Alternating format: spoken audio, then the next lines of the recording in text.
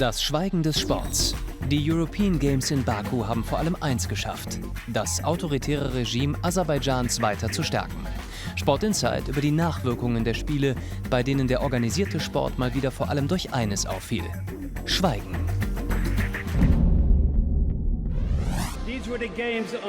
Diese Spiele waren Vorbild für alle künftigen Europaspiele, das Fundament eines Wettbewerbs, der inspirieren wird.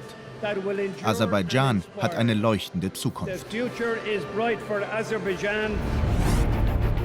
Die Europaspiele und ihre Premiere in Aserbaidschan. Baku, im Juni Europas Hauptstadt des Sports. Was bleibt? Der Sport ist für Aliyev ein Mittel zum Zweck. Eine Botschaft, die im Grunde genommen sagt, der eigenen Bevölkerung und auch den Dissidenten im Land: wofür kämpft ihr? Alle Werte sind käuflich. Präsident Ilham Aliyev mit Gattin. Die Europaspiele, ein Familienprojekt. Er führt das Land wie seinen Privatbesitz. Verwendet und verschwendet Milliarden aus dem Ölboom nach Gutdünken. Bei ihm sitzen mehr politische Gegner im Gefängnis als überall sonst in Europa. Vor den Spielen kamen Dutzende hinzu. Die Sportfunktionäre wussten, dass ihr Karneval auf den Tränen, dem Unglück des aserbaidschanischen Volkes ausgetragen wird, auf zerstörten Häusern und gestohlene Millionen.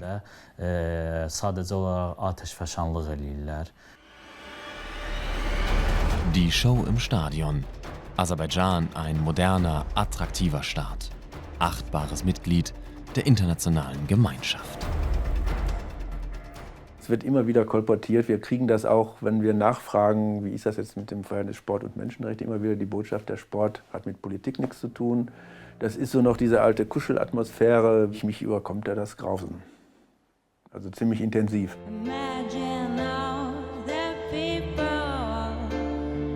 Mission Weltverbesserung mit Lady Gaga.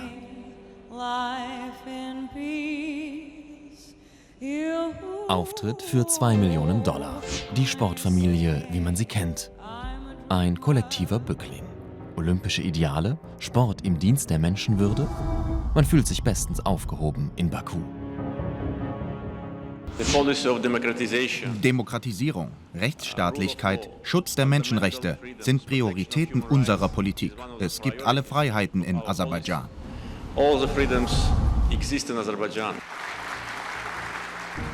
Bizarres aus der Parallelwelt des Sports. Sport Insight fragt nach, wie die Baku-Bilanz des Europäischen Olympischen Komitees 4 Monate später ausfällt. Viele Fragen nach Menschenrechten und was man an den Spielen verdient hat. Präsident Patrick Hickey verteilt Lob. Zahlen nennt er nicht, sagt nur, die Spiele hätten alle Erwartungen übertroffen.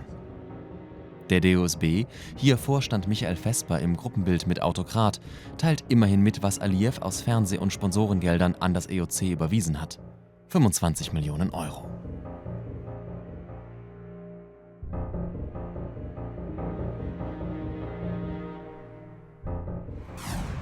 Einer, der solche Bündnisse gut kennt, ist Christoph Stresser, Menschenrechtsbeauftragter der Bundesregierung, Kritiker von Aliyev.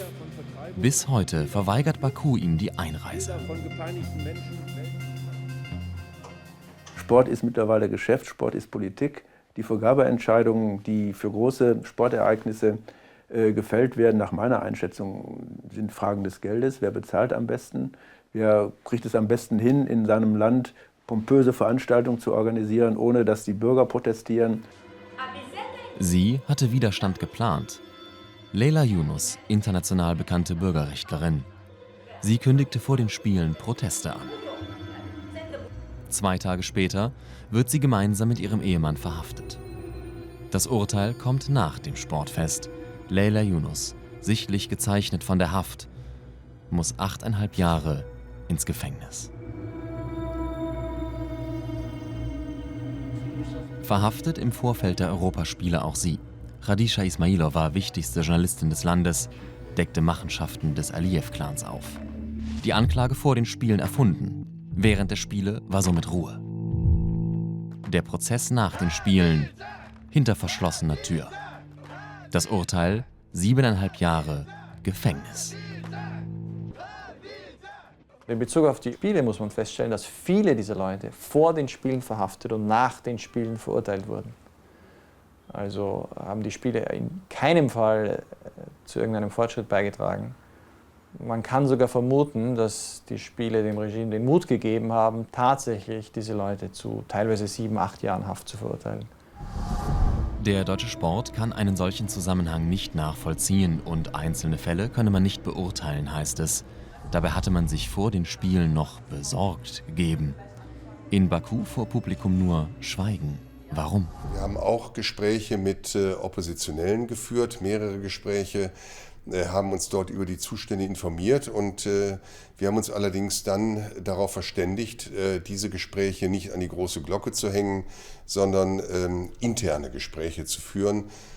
Und die waren sehr, sehr fruchtbar, die haben mir mein Bild nochmal vervollständigt.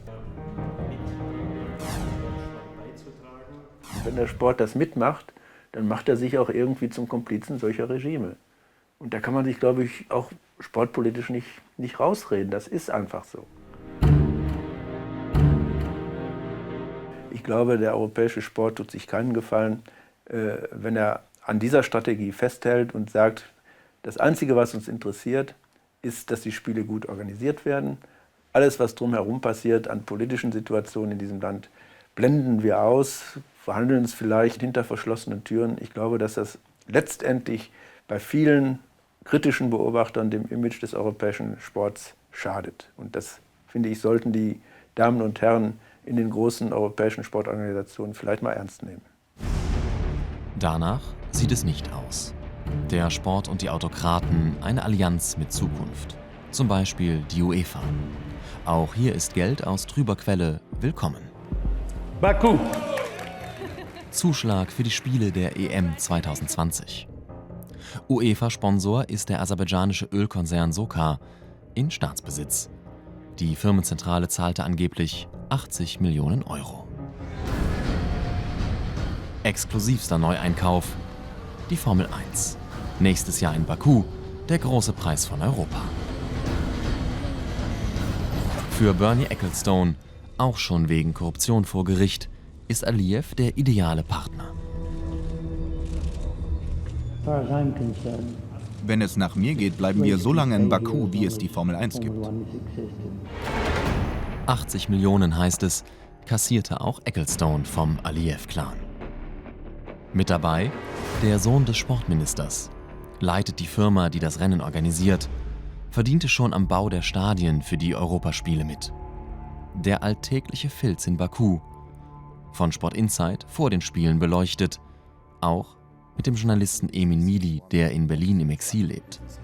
Nach den Spielen berichtet Mili von einer Morddrohung aus dem Umfeld des Sportministeriums in Baku. Das streitet zwar ab, aber in Aserbaidschan wird Milis Schwager verhaftet.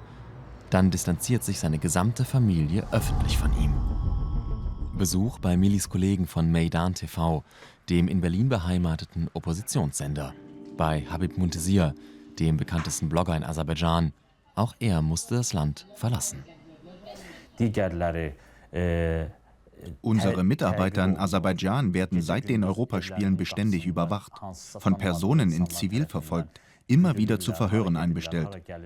Die Familien unserer Journalisten werden systematisch in Sippenhaft genommen. Angehörige haben ihre Jobs verloren, mehrere sind inzwischen verhaftet worden. Wie soll man in diesem Umfeld als Journalist arbeiten? Es ist unglaublich hart. Mit Meydan TV zeigt sich die Bundesregierung gern solidarisch. In Worten. Finanzielle Unterstützung aber gibt es nicht. Einen Antrag, die Ausbildung von Journalisten mitzufinanzieren, lehnte das Auswärtige Amt kurz vor den Europaspielen ab. Begründung: Leider ist in der Gesamtschau unserer bilateralen Beziehungen zu Aserbaidschan eine Förderung nicht opportun. Nicht opportun. Gegenüber einem Präsidenten, der sich alles leisten und erlauben kann. Am nächsten Wochenende sind Parlamentswahlen. Aliyev weiß, es wird ein Erdrutschsieg. Für seine Klaköre aus dem Sport sind gute Geschäfte auch weiter garantiert.